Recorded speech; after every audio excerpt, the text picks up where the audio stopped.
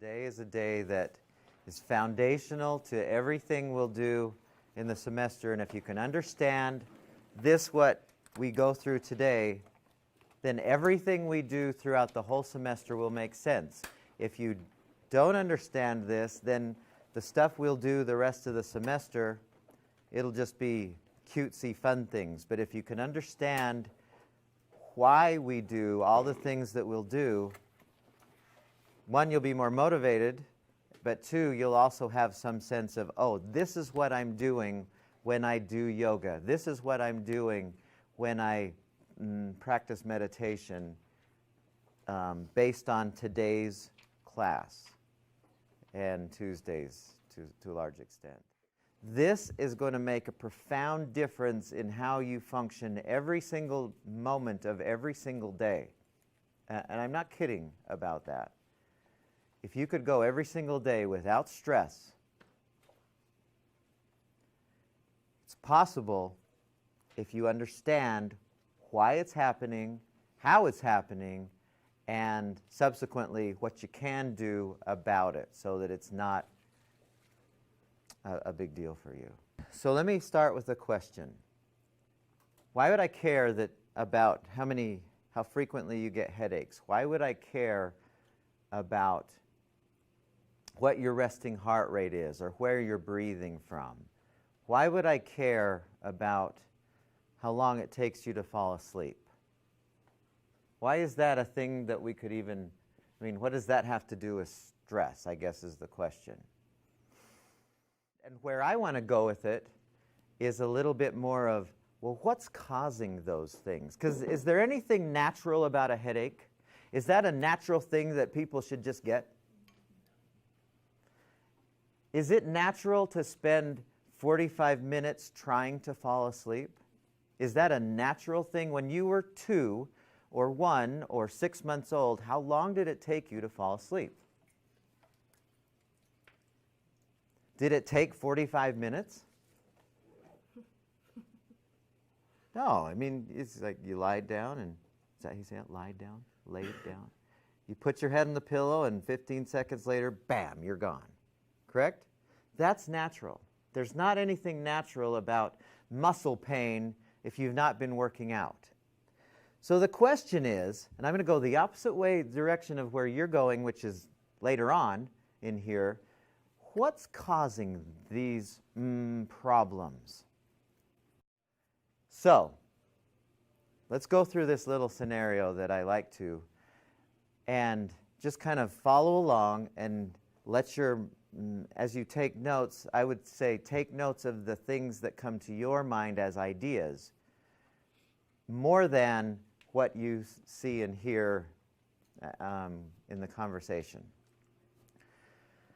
So let's pretend for a second, let's imagine for just a second that you and I are able to somehow magically transport ourselves back 100 generations. Okay, so just kind of picture in your mind, what would that be like 100 generations ago? So a long time. Okay, just kind of picture that. Let's pretend for a second that we live what wouldn't we have 100 generations ago that we have now? Technology for sure, ain't nothing that's got electricity associated with it. Good. Modern day conveniences. Like? Food and water and shelter. Yeah, you couldn't call up Amazon or Whole Foods and the next thing you know it's on your porch. Somebody's delivered it to you, or there weren't even stores to go get stuff. How did you get your food? Yeah, you went out and you had to find it. Bring it back home or pick it if it was harvest time or whatever. Okay, can you picture that? So here's what I wanted to do. Imagine for a second that you and I are 100 generations ago, and I've invited you over to my cave that's on the east bench, because I'm, cool. And you're in my neighborhood. We all live kind of in the same cool neighborhood, but we live out in the wilds. And I've invited you over to my place for a barbecue. We've just killed some big animal. I don't know what I don't know, a deer or something. And it's on the fire, and some of us are working on our Fred Flintstone golf game. We're just working on our short game. We're just hanging out, just having a good time together. Nothing's going on. We're waiting for waiting to eat our dinner. Can you picture that? Now, as we're there together, we notice, I live near a forest, and we notice that there emerges from this forest this gigantic bear. Huge bear. And he's running straight at us. He's really running toward the food, but to you it looks like he's running straight at you. Can you picture that? So there's you, and here's a bear, gigantic bear running at you. Okay, now, tell me,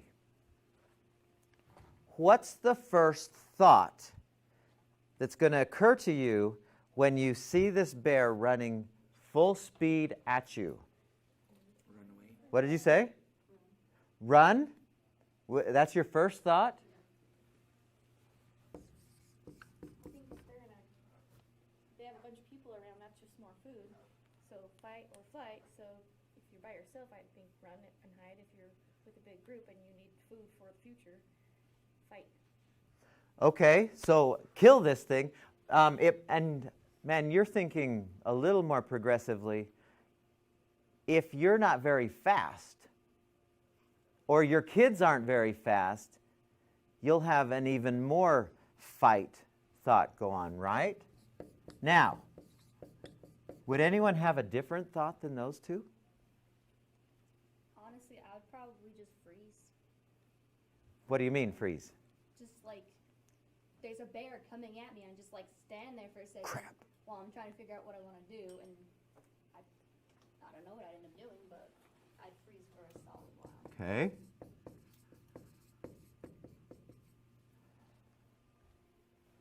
All right. Now, you've heard this before, right? You've heard this fight or flight response. We all know, okay, he's going to talk about the fight or flight response. That's your second thought. There's a thought that comes before this. Is it a swear word? What might it sound like? Oh. Is that what you were thinking? Yep. Or, uh-oh. I'm in danger. I'm not safe. Yes? That's the thought that comes first. You always were taught, oh no, this is the first thing that happens. It's not. This is the first thing that happens.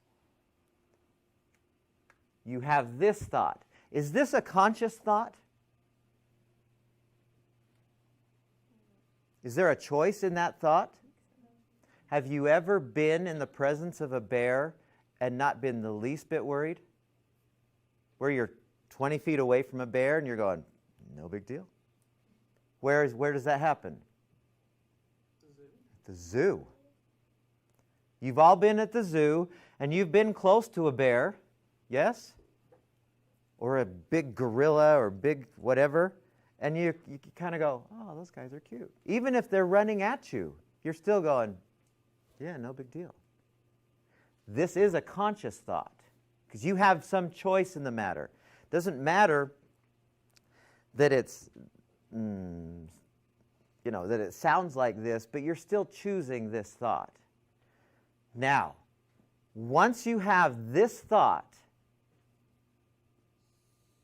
that leads to a physiology that runs on its own. That makes you super speedy, super powerful right now, which we call the fight or flight response.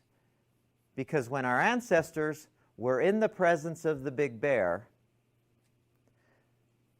something about them said, it's kind of good to be alive and to stay alive, and if I run fast, I'll be able to get away from this bear. Or if I beat the tar out of this bear with my 9-iron, then I'll be able to stay alive. It's all about staying alive.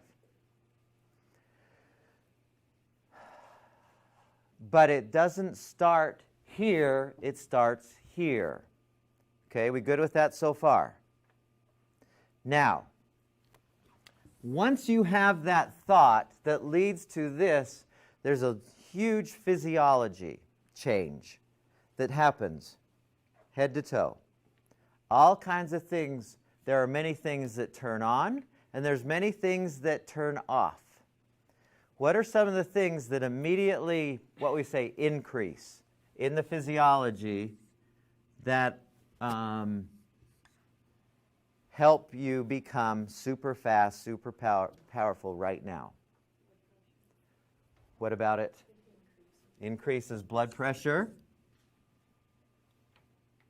What else? It's a long list. I mean, this is, if you go into the textbook, it's really a long list, but I just want to go through a few, but we need to understand what's going on. What else? Adrenaline. What does it do? What about adrenaline? It increases? Excuse me. What is adrenaline? In the body, what is adrenaline? Right. And there's another hormone. Adrenaline gets all the publicity, but there's another hormone that's equally involved. Any of you know what that is?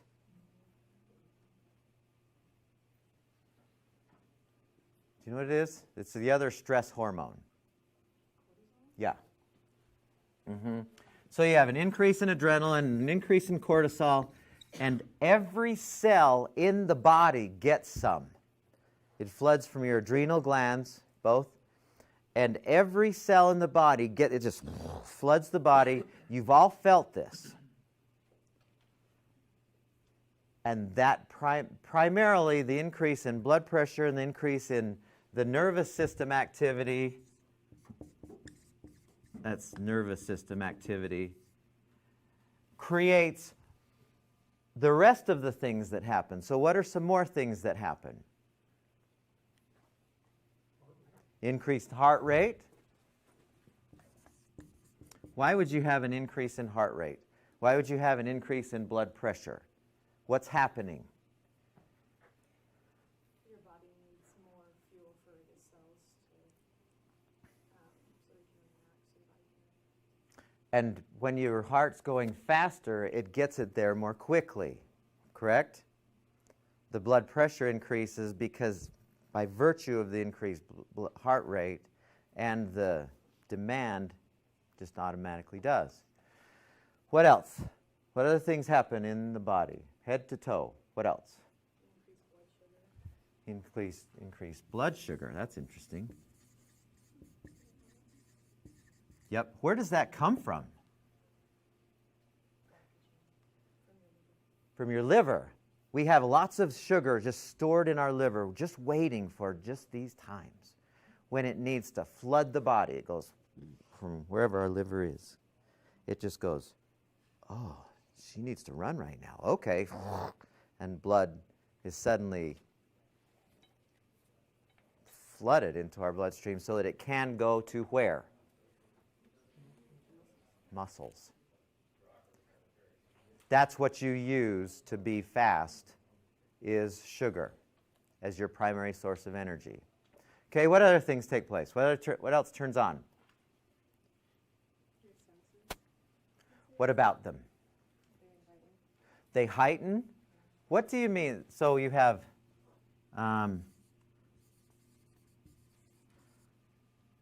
such as what? Okay. There is one sense that obviously turns down.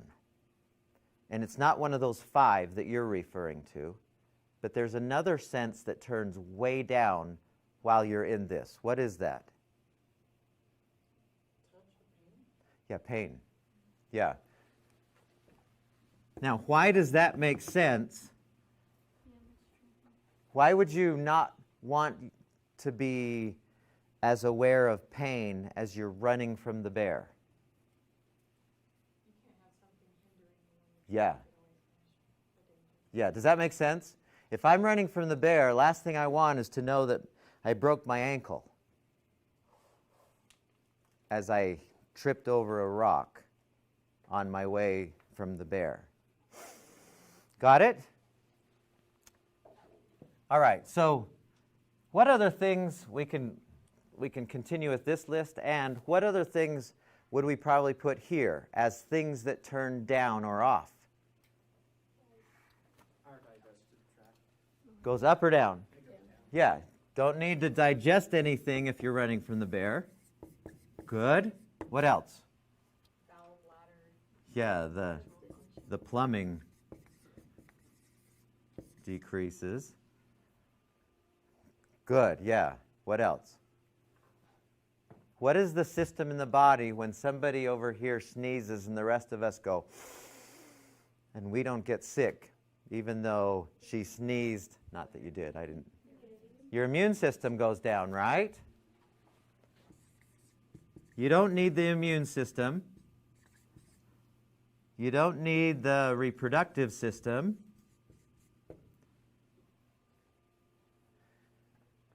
What happens with muscles?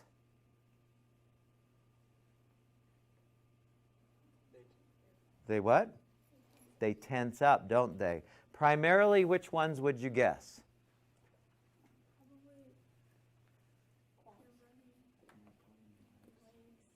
Your legs probably tense up, and what else would you guess? For sure, your shoulders. Exactly. Yep. You're fighting. I mean, when I'm fighting something, this is all tense up. That's why we feel tense up here, is because, well, we'll get into that. So we have an increased tension in the muscles. What happens with your eyes? Dilate. Pupils dilate, right? Why would they? That goes back to your thing. So you can see more clearly where you need to go, right? So what happens to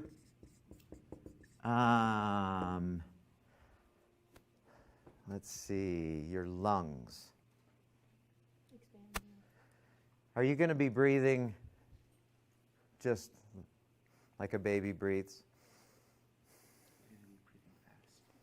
Heavy. Really fast, really shallow breathing, correct? So you have a change in breathing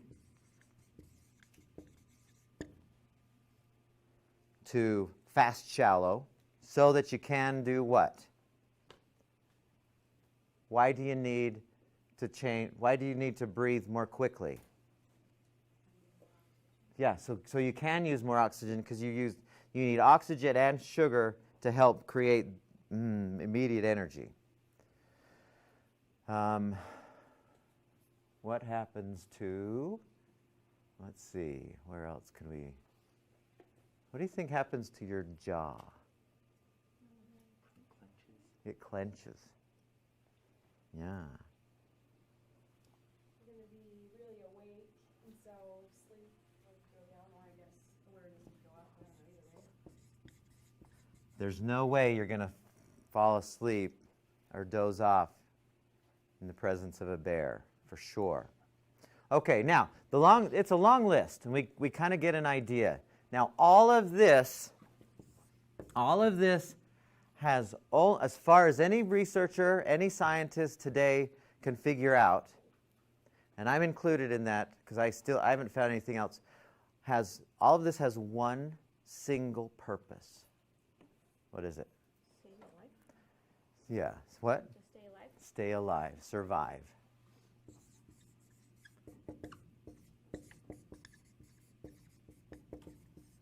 That is the only reason that we have the stress response as part of us, to stay away from physical danger.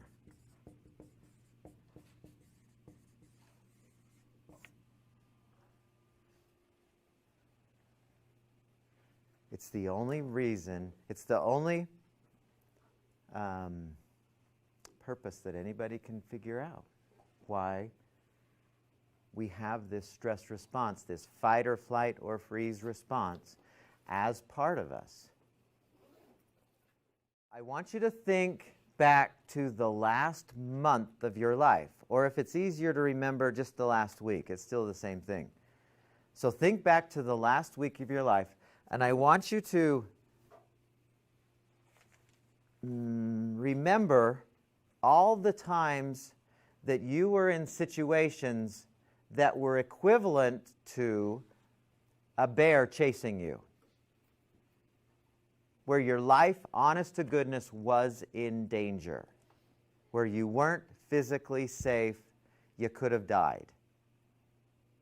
And I'm going to ask you, and I'm going to ask each person, how much time in minutes or seconds you found yourself in those kinds of situations. Does that make sense?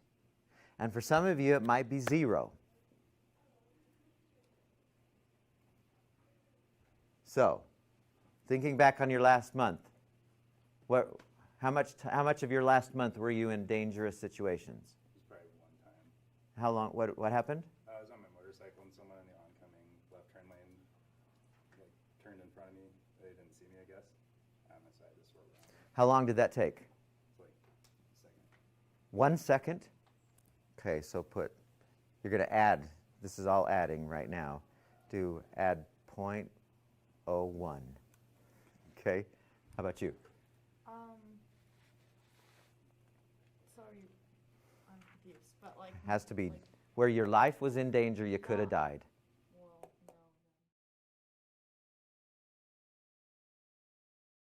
Okay, so we all said the last month, right? We were kind of thinking of the last month. So here's the math I want you to do. Everyone kind of watch what I'm doing here. 30 days. So what's the total that you have there? 245.71. Okay, so 246 minutes. Right? Okay, so now do this math. So 30 days times 24 hours in a day times 60 minutes in an hour. Am I doing that right? What's that? So 180, 1,800 times 24. It's 43,200. Okay, now I want you to divide 246 into that. So I think you'd put it like that, I think. So 246 divided by 43,200. 0.0056. Which is the same as less than 1%. Horrible writing today. Okay. This is the same answer that I get every single time that I've been teaching this class for 20-some years. When we ask, how much of our lives are we in legitimate danger? And if we took out your experience, this would be 0.0000 some number. Correct? Now, here's the golden question.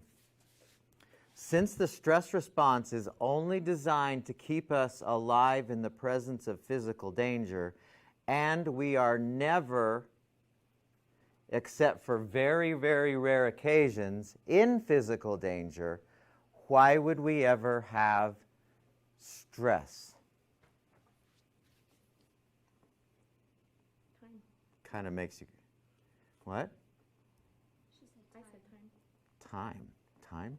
Yeah, that's one of my biggest stressors is I'm always running to get to the next place. But you're not in danger. Correct. This is only, remember, never forget this. This is what nobody ever told you that's the truth that you need to know about stress. This is the only reason why we have the stress response. All of this happening for us is only for this. And yet we're never in this. How many of you, when we did that stressometer the other day, wrote 2 or above on the 0 to 10 scale? How many of you did higher than a 2? How many of you did 7 or 8 or higher? There were a few in here with, yeah, it was an 8. Why? We said earlier that this right here is a choice. Yes? What's your name? Esmeralda? Esperanza? Sorry, I'm old and can't hear. Can I use you for a second? Sure. Can you come up here? Yeah. Esperanza. That's a cool name. Means hope? Yep. That's cool. Okay. Hold on to that for a second. Okay. Now, I want you for just a second to imagine that you have been asked to sing the national anthem at the next Super Bowl, halftime of the Super Bowl. Okay? Can you imagine that? Yeah, my heart is racing. You started feeling that already? Yep. Okay, so regardless, you've been asked to sing at the Super Bowl, so you'll have millions, tens of millions of people watching you. There's no band, it's just you. The beginning of it's not halftime, it's always the beginning of the Super Bowl, right? The national anthem, right? Okay, now what I'd like you to do is, I'd like you to really pretend you're there, and I'd like you to sing to the class, the top of your lungs, like you would if it were the national anthem. Just go ahead and barrel it out. Okay. Just let it fly. I think I would. You remember the words, right? Yeah, no, they're like leaving my mind right now. So, where was our Einstein brain? Yeah. So, but no, really, just go ahead and I think it starts. Oh, say, can you see? Oh, say, can you see by the dawn's early light? I think that's probably. That's how as far I as you want to go right yeah. now. You have a good voice. You should. Let's give her a hand. Now, Esperanza, let me ask you this. So you said you noticed some of these things happening, yes? Yeah, the breathing, I definitely felt an attention. Okay, now, if you were at your house and you were vacuuming, nobody was around, or in your shower, you knew nobody was around, That wouldn't be happening. would you have any problem singing? You could probably sing at the top of your lungs, right? I would just be jamming. Yeah. So, here's my question for everybody. What is the difference? Because it's the same song in both cases. And she's doing the same thing in both cases.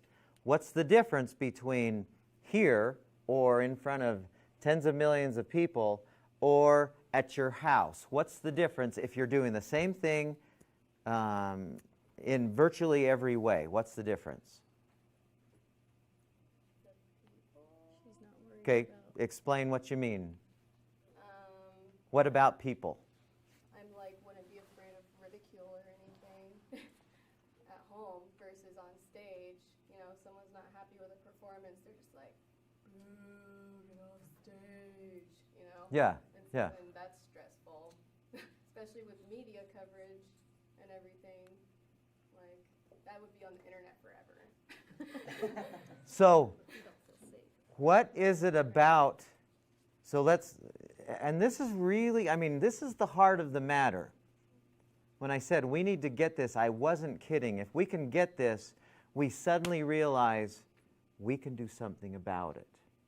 Because here's the thing. There was, and you can go have a seat, by the way, and good job. Thank you. Thanks. Oh, you're warm. She was sweating.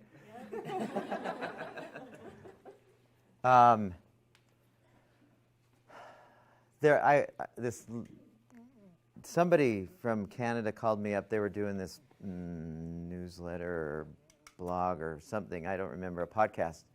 And they asked me, they were asking me a bunch of questions about stress, and they said, what do you think is the greatest misconception that people have about stress? Of all the things that there is to do with stress, she said, what is the biggest misconception that people have about stress? In other words, what are we thinking wrongly? Which way are we thinking wrongly? And that's not a judgment on us. It's just we've been trained the wrong way. And and here's what I said, and this may be the same thing. I said, the belief that stress happens to us from an external something. That's the biggest misconception. Kind of like a virus or a bacteria. Somebody sneezes and we all go, and we breathe in the pathogens that you just sneezed out. And we think stress is the same way.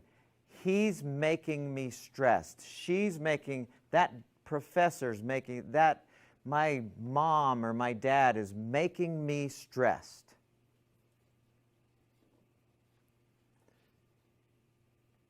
In my opinion, and I'm pretty sure this is accurate, that couldn't possibly be the case, that somebody else is doing it to you.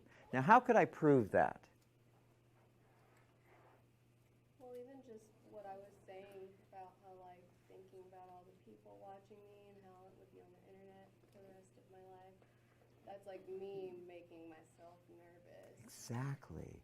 She was having thoughts, and some of those thoughts were this.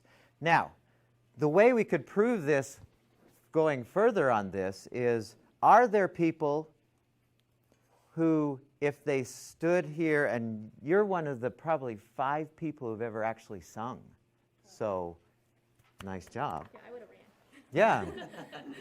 How many in here would have, ain't no way I'm getting up there no matter what? How many would have said, no, I probably could have? Is there anyone in here probably, maybe could have, right? So it's the same thing, and yet some of you, and you especially, you said, hey, no way I'm getting over. You're back row, and that's where I'm staying because it's the safest place. That's where I always am, too, is the back row. And yet some of you, oh, no problem, I can do that. Or, it'd be difficult, but I could still do it. So it's the same thing in each case, but some are thinking one way about it, and others are thinking other ways about it. Can I ask you what your name is? Nicole. So Nicole, this is what she's saying. Get me the heck out of here. You want me to do that? No, I'm bolting the other way. Because she's saying, at some point, this thought is going to happen. Oh, right? And the body goes, okay, this is what you're saying. Boom, I'm going to turn on stress. But it is a choice. It is, see, I believe this, and this is what we'll kind of end today with. And we'll dive into this really heavily on Tuesday. I don't think anything,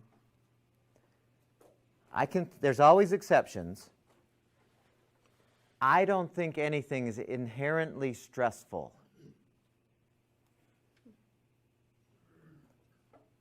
Until we get it that we're doing it to ourselves, we'll always be at the mercy of things that are so-called stressful.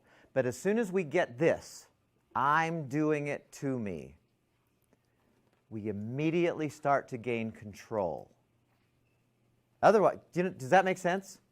If we keep saying, well, it's my mom, it's my dad, it's my teacher, it's my coach, it's my this, it's my that. If we keep saying that, it will always be something that's making me. And there's nothing you can do about that. You're the victim. Now, if you want to stay the victim and live that, that's okay with you. I don't care.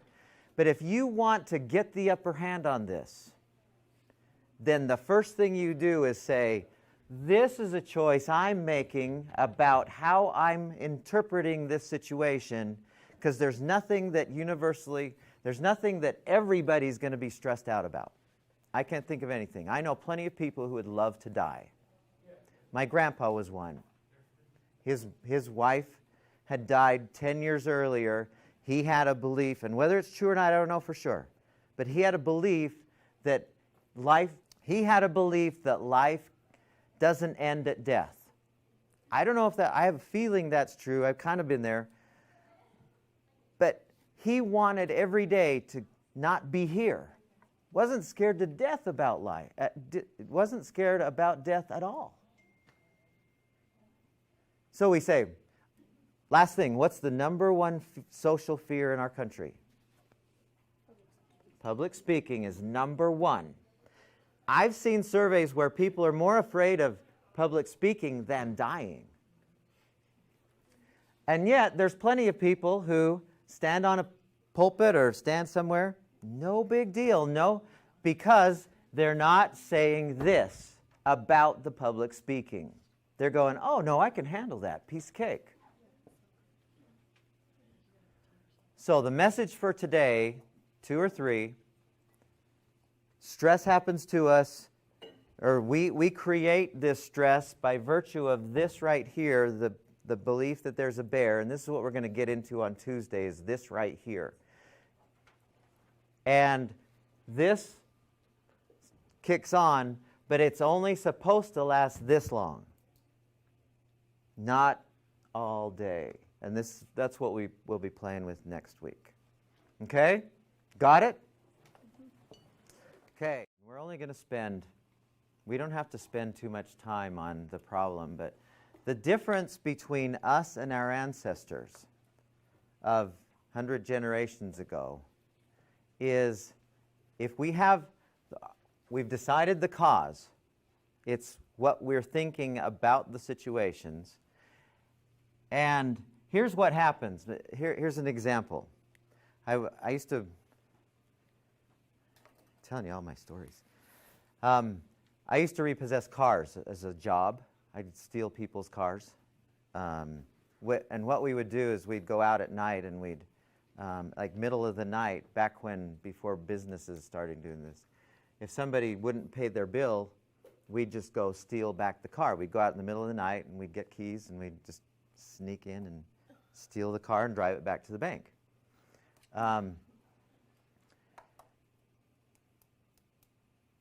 Where I worked, there was, we had this secretary, her name was Daleen.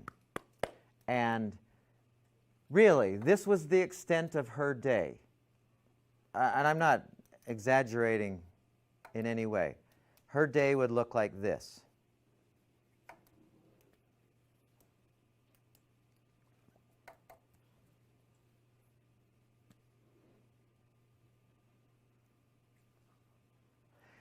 And we'd go walk and that was like 9 to 5. That was what it looked like for her.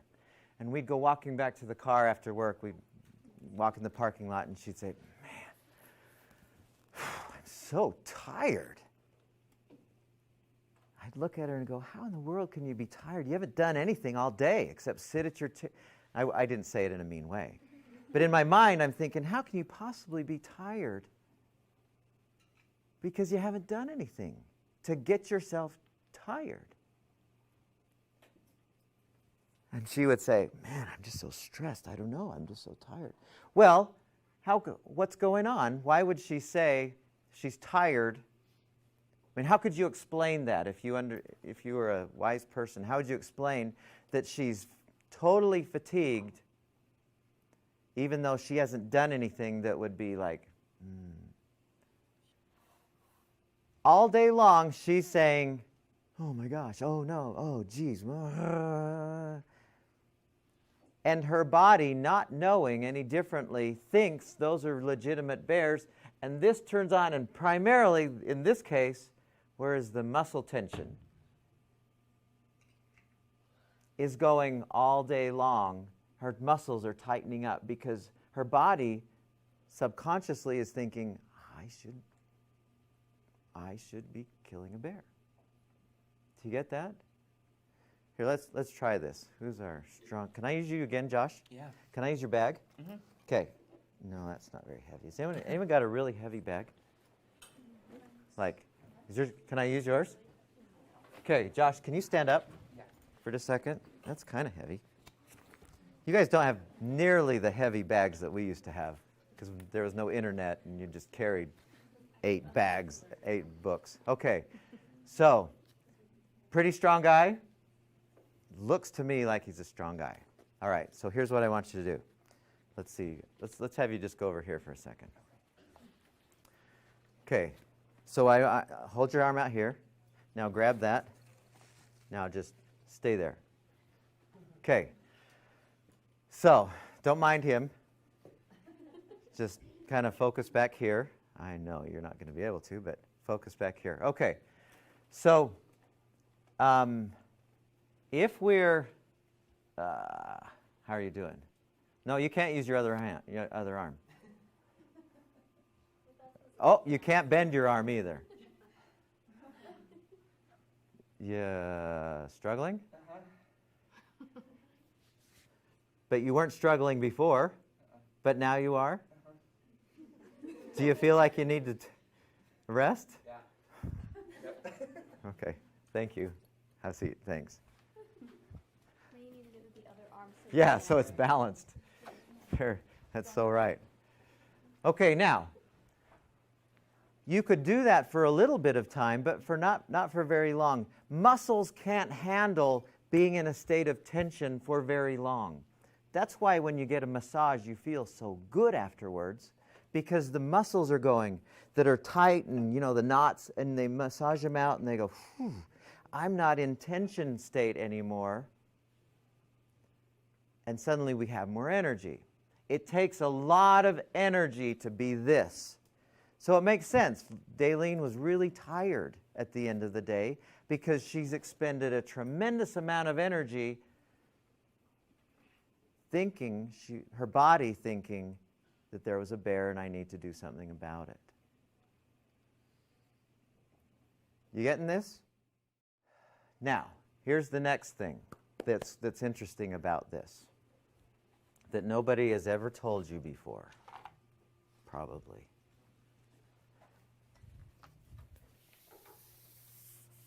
So the stress response, this is how it looks. This is how it's designed to look if you were to diagram it. So here we are, homeostasis. So we're hanging out at my cave, just getting ready to eat a beautiful barbecue, and we're working on our short game with our Fred Flintstone clubs. Bear shows up. So time's moving this way. Bear shows up, fight or flight response kicks in. This is F or FL. Fight or flight or freeze response kicks in. Now, here's the next question. How long does it take for us 100 generations ago to get away from the bear? How long? Just think about that. Just kind of go through your mind. How long would it take, probably, before I am no longer in danger? How long would you guess?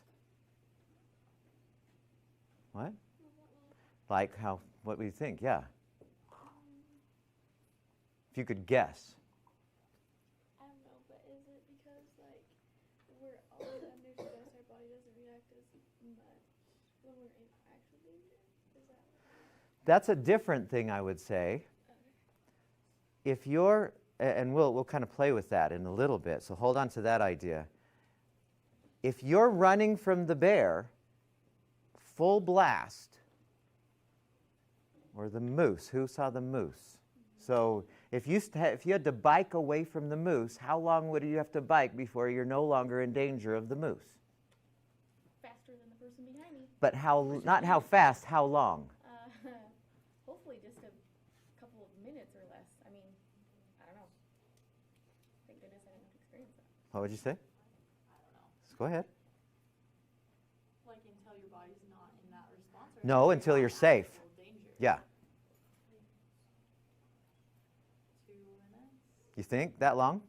Maybe a minute is what I was thinking. You think that long? It might be. Let me give you one example. Depends on if you're on a bike or if you're running. For sure. True. For sure. I had this experience. I was biking up in North Ogden. There's lots of fun trails up there, and I'd gone for about an hour and a half. I was just on my mountain bike, and I'd been biking for about an hour and a half, and it was a really, really hard ride. Lots of ups, lots of downs, and I was getting to the end of this ride, and I remember so clearly where I was. I came around, and there was this corner, and I had to do one final uphill before I went back down to my house, which is in North Ogden. I came around this corner, and there was this bush there, and I heard this sound. I didn't see anything, but I had a pretty good idea what that was. Right? You know what? Some kind, I mean, it had to be, it was a rattlesnake, I'm pretty sure. I tore up that mountain in nothing flat, faster than I had gone the rest of the ride, and I had been doing some downhills. I tore up that mountain so fast, and it took about 10 seconds to get to where, I probably could have, 3 seconds would have been enough for me to be out of range of that snake. And then when I got to the top of this little hill part, how do you think I felt? Besides safe, I was gassed.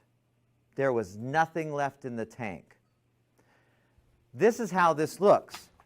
So you were thinking a minute, maybe 30 seconds. It's not very long, and we can't really say, well, it's exactly this.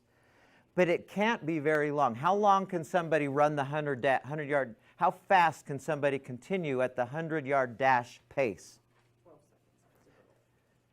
12 seconds if it's a girl, 10 if it's a guy.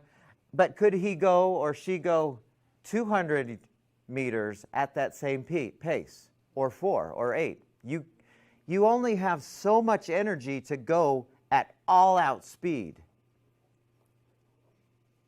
Right?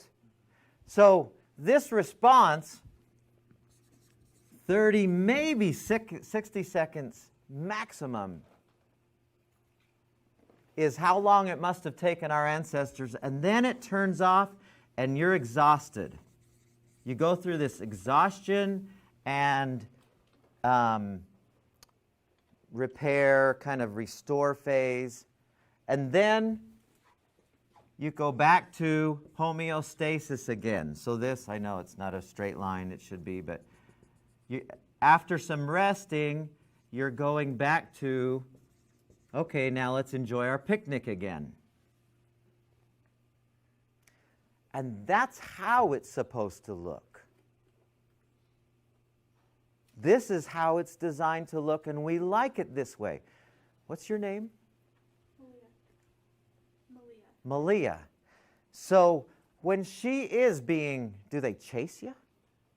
Sometimes. It depends. We're usually like, Malia. so there's like home sessions, and at home sessions they'll for sure chase me because it's like. You're at their house? Sometimes. Okay. And How I'm old like, are these kids? they range from 3 to 18, so, but I work with mostly teens. So you've felt this before, yes? And have you ever felt like, man, I can go faster than ever when they're chasing me, than I normally would run? For sure, yeah. I remember, this is a horrible story. I mean, it's a horrible thing to say. When I was growing up, when we were teenagers, I lived in Provo, and we played baseball. We all played baseball during the summer. And just like here, if you play baseball, you can't play year-round. And so, but when wintertime came around, we'd go to this, we had this place in our neighborhood where there was a hedge in front of somebody's house, and then there was a street, and then the hospital was just beyond there. And we'd get behind this hedge, and the cars would come by, and we would just way into this. We'd try to make dent sounds in the cars, and the person who won was the one who made the best dent sound in somebody's. I know it's terrible, terrible thing to do, and I hate kids that do this now. But even more fun than making the dent sounds was when they would stop and chase us. Because we knew this neighborhood like the backs of our hands. You know, we knew exactly where the clotheslines were. We knew exactly how high the hedges. We knew exactly whose houses we could go through to get to where we would end up at Rick's house, where we would be safe, and we'd go down and we'd develop some more pictures or something. I mean, it was. But in those times when those guys were chasing us, we were supermen. We jumped higher than ever. We ran faster than ever. It was that feeling of just, oh man, this guy might kill me. Because we did that to his car. I know, it's a horrible thing. But it was amazing in those moments, and we would fly down this street, but we couldn't go very long. Because we'd get to the end, and we were just, you know, we're out of gas. We're here. And then we'd rest, and then we'd go out and throw some more snowballs. Okay. Now, does that make sense to everyone so far? So what is the, let's review for a second. What's the cause? What is the cause of all of this right here, all of this right here? What is the cause?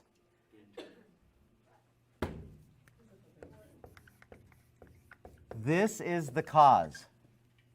Our thoughts that say, I'm not safe, I'm in danger, oh, uh-oh. That's the cause.